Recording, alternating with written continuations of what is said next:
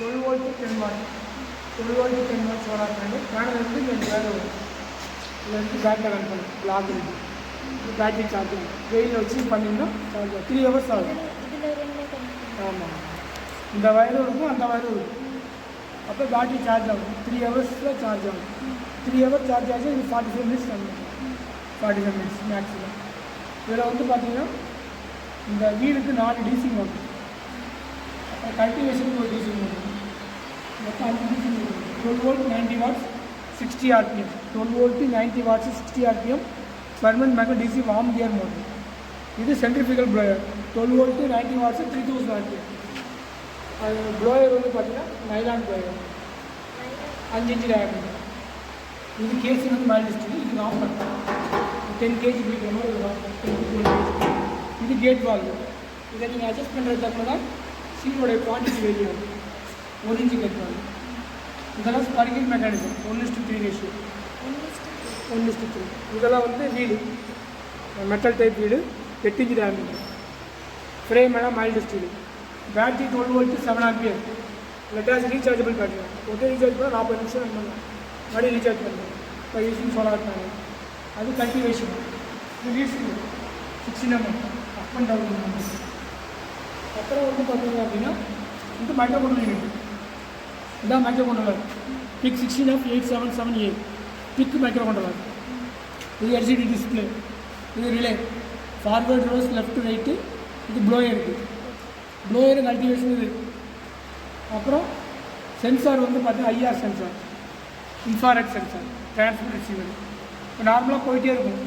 இப்போ இங்கேருந்து எவ்வளோ டிஸ்டன்ஸ் போகணுன்றதை நம்ம செட் பண்ணணும் கீபேட் வச்சு. அதை நான் எப்படி சொல்லித்தரேன். ஃபஸ்ட்டு ஸ்ட்ரெயிட்டாக எவ்வளோ டிஸ்டன்ஸ் போகணுன்றதை செட் பண்ணணும். அடுத்து வந்து பார்த்தீங்க அப்படின்னா டேர்னிங் டைம், லெஃப்ட் டேர்னிங், அதாவது போய் இப்படி திரும்பி கொஞ்சம் மூவ் ஆகி மறுபடியும் லெஃப்ட் திரும்பி ஸ்கொயர் வேவ் ஃபார்ம் பண்ணி வருவாங்க. இப்படி போகுதுன்னா இங்கேருந்து ஆரம்பிக்கிறோம், ஸ்ட்ரெயிட்டாக போகும். இந்த டிஸ்டன்ஸ் நம்ம செட் பண்ணணும். அடுத்து லெஃப்ட் டேர்ன் ஆகும். அடுத்து கொஞ்சம் மூவ் ஆகும். எனக்கு மூவ் ஆனால் தானே கொஞ்சம் மூவ் ஆகும். மூவ் ஆகி மறுபடியும் லெஃப்ட்டு. அடுத்து இந்த டிஸ்டன்ஸு. அடுத்து மறுபடியும் ரைட்டு, மறுபடியும் ரைட்டு. அப்புறம் இந்த டிஸ்டன்ஸ். இது மாதிரி நடந்துகிட்டே இருக்கும். சில அப்டக்கிள் ஏதாவது வந்துச்சுன்னா மட்டும் இப்போ இந்த இடத்துல ஒரு அப்டக்கிள் வந்துச்சு, இந்த இடத்துல ஏதாவது கேட்காங்க. இங்கே புரியும். இது போய் left right, straight right, straight right, straight left. 1 2 3 4 turn. அப்டக்கிள் இருந்தால் மட்டும் 4 டர்ன் இருக்குது. இங்கே புரியல. இது எந்த இடத்துல அப்டக்கிள் இருந்தால் இந்த மாதிரி ஓவர் பண்ணி போகும்.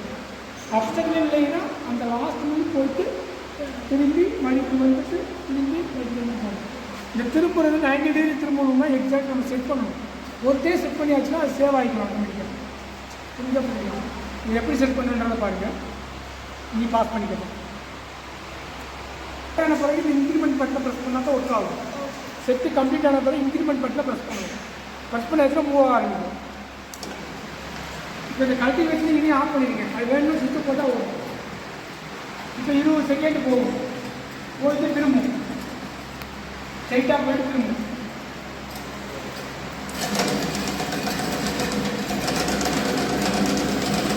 திருப்பதால சரியாக வருது. பின்னாடி வந்து 90 degree திரும்பல. 90 degree திரும்பிட்டா கரெக்டாக இருந்தது.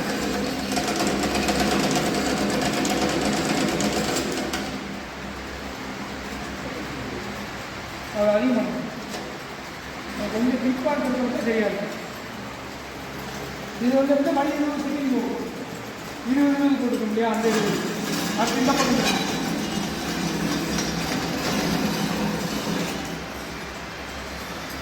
கொஞ்சம் 3000 மாட்டிக்கணும்.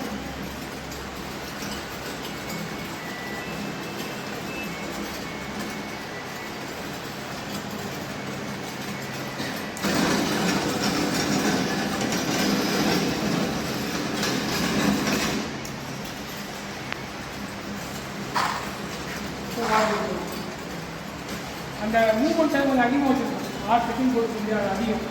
கம்மி ரொம்ப தூரம் மூவ் ஆகும். இது மாதிரி ஆப்ரேட் ஆகிட்டே இருக்கும். அதனால் பின்னாடி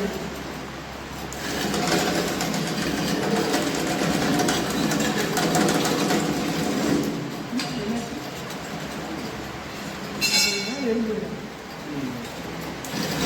4 பேமெண்ட் 4 டைம் தரணும். இது ஒன்று மூவாயிரம் மாறி